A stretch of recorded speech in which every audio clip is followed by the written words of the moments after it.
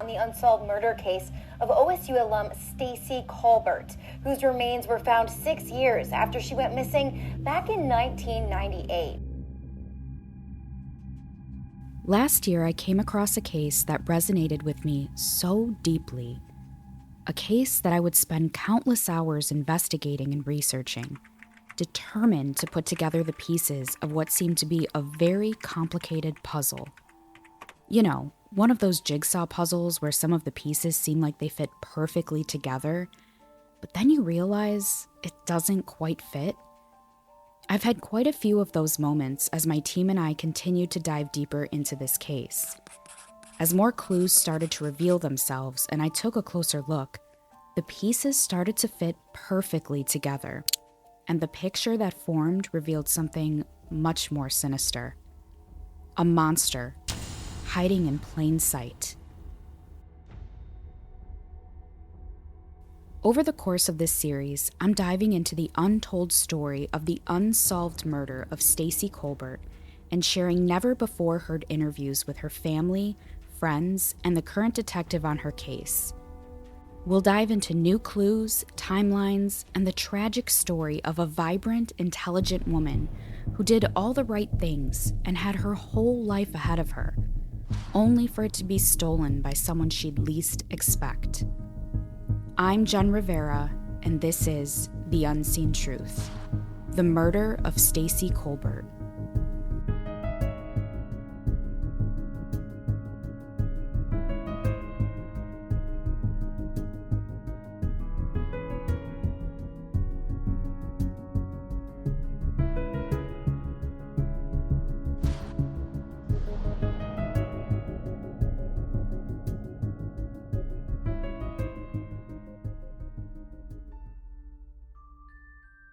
This is episode 1, A Light Fades. It's March 1998, and 23-year-old Stacey Colbert is living out her dream.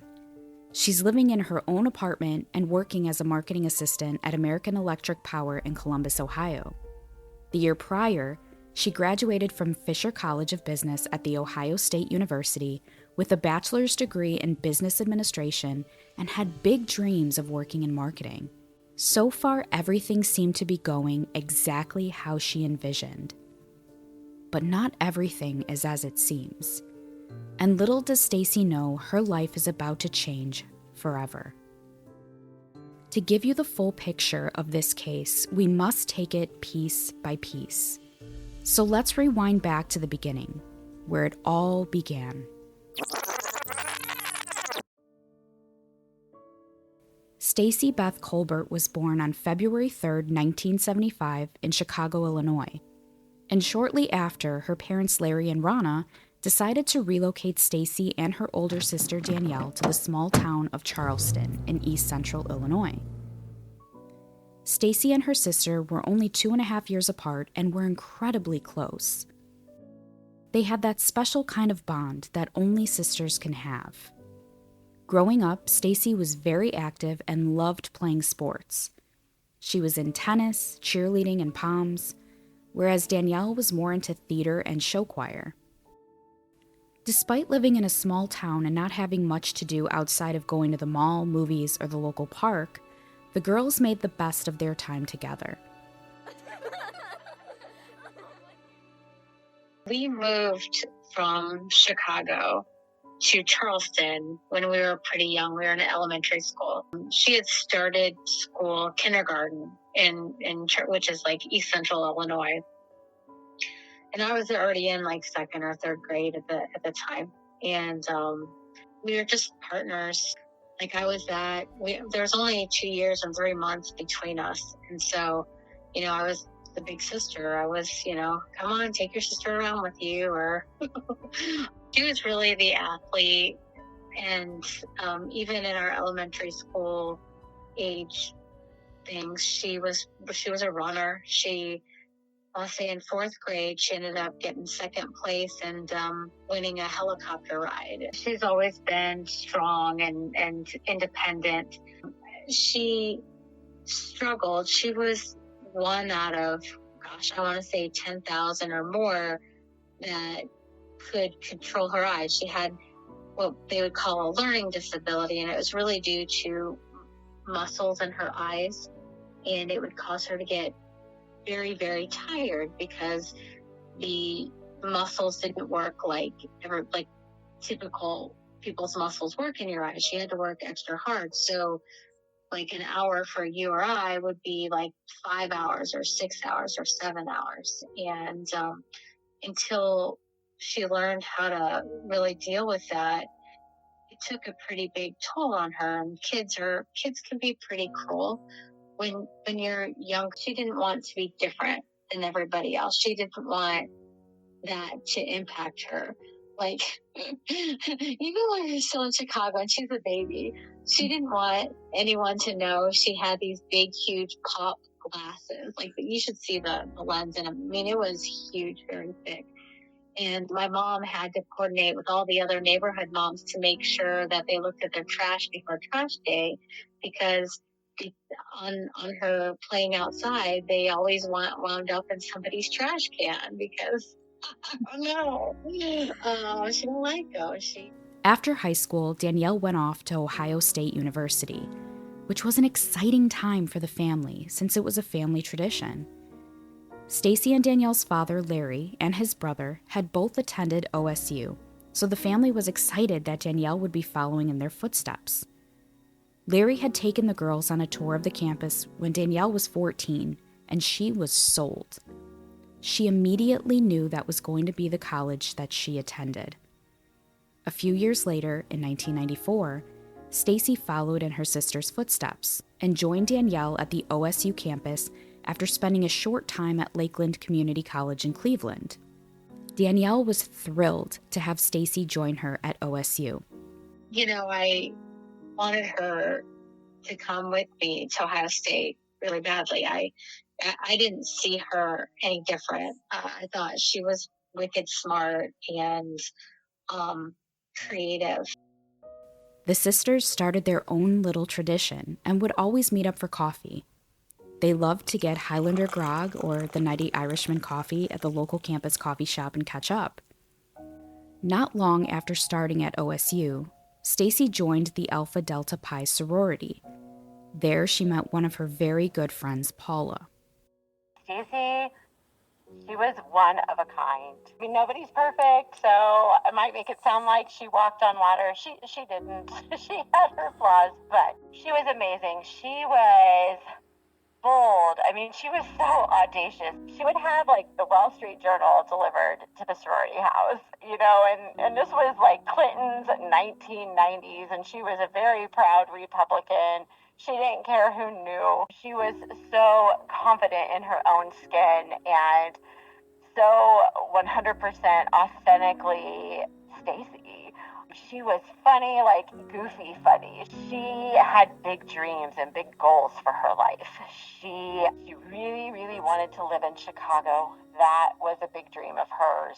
When she landed that job with AEP right out of college, she knew she was right on track for making that dream come true. She had this bright smile. Everyone noticed it from across the room, and she was so little, maybe like 5'1", but her smile was huge. And she was friendly with everybody, and she was a super loyal friend. She kept in touch, even with her friends from high school. Like, she kept close to them while she was at college, particularly her very best friend. They got together on a pretty regular basis, I think, and they talked on the phone all the time. And in the meantime of nurturing that friendship, she was cultivating really close friendships with her sorority sisters, particularly two of the women that she would then go on to move out of the sorority house and into an apartment with. She adored those girls like they were, you know, as much her flesh and blood as Danielle was. They were so precious and dear to her. Stacey and I actually met when I was rushing the sorority. So I don't even know if they still use those words now, rush and everything else. I think they keep changing the words of things, but I think you all know what that means. And we were visiting all the different houses, and Stacey was one of the people that I met. She had joined the sorority, I think, the year before, so she's actually a year older than me, or at least more in school-wise, that side. And Stacey loved to go to the parties, which I think most of us did. And she was a big dancer, and I liked to dance as well. So we spent a lot of time together enjoying the parties and having a good time and laughing together. My sophomore year, her junior year, we both lived in the house at the same time too. We spent time together. We had a class together, and I've told this story before, but Stacey was a very good student, and she was always counted on to be where she was supposed to be, when she was supposed to be it. She was never late to anything that I can ever think of. Like, she was very punctual and very reliable and dependable. And if she said she was going to do something, she did it. I would like to say that I was more put together than I was, but I was young, and you're experiencing life, and I didn't always make the best decisions. And I one day had skipped class because I had been out with friends the night before. And I asked Stacey if I could borrow her notes. And she looked at me, she goes, "Well, why didn't you go to class?" I said, "Well, I was out late last night." And she goes, "Well, maybe next time you'll go to class." And it wasn't that she wasn't going to help me out, but it was more like she wanted to help me out in a more meaningful way, to really call my attention to the fact that I wasn't going to do well if I continued to behave in that manner. But in such a kind way. And I think that was the thing that Stacey really was amazing at. She was so kind and so sweet, and sometimes people would even call her naive, because sometimes she didn't always see what was right in front of her. But I don't want anyone to confuse that with the fact that she would stand up for herself, and she would not let someone use her. She would say what she meant and what she felt was right in that moment, but do it in such a kind way that you maybe didn't even realize it was happening. I think that speaks a lot to her character. I don't know that she had a single enemy. Stacey was a roll up your sleeves, work hard, and make it happen kind of girl. Stacey majored in marketing while attending Ohio State. She was a powerhouse, according to her friends and family. She was so passionate about marketing and gave 110% to everything she did. With her passion and drive, Stacey landed an amazing internship with McDonald's at the 1996 Olympic Summer Games in Atlanta, Georgia. This internship would preface the start of an exciting career for Stacey, not long after graduation. The year following her internship, in 1997, Stacey graduates from Ohio State University with a Bachelor of Science degree in Business Administration. She lands a job as a marketing assistant at American Electric Power, one of the largest electric energy companies in the United States. During this time, Stacey moves into her own apartment at the Governor's Apartment Complex in Columbus, just a few miles away from OSU. Life couldn't be better for Stacey. She's surrounded by her friends from college, she's only a few minutes away from her sister, she's living on her own, and has a new job that she loves. But while Stacey is focused on starting her new life and making big plans for the future, there's a monster lingering in the shadows. A monster hiding in plain sight who will change the course of Stacey's life. March 21st, 1998, is the day that changes everything. The day the light fades. We're going to revisit that fateful day in episode 2, The Last Day. That episode is available right now. Make sure to follow us on social media at Unseen Truth Podcast and visit unseentruthpodcast.com for more case information.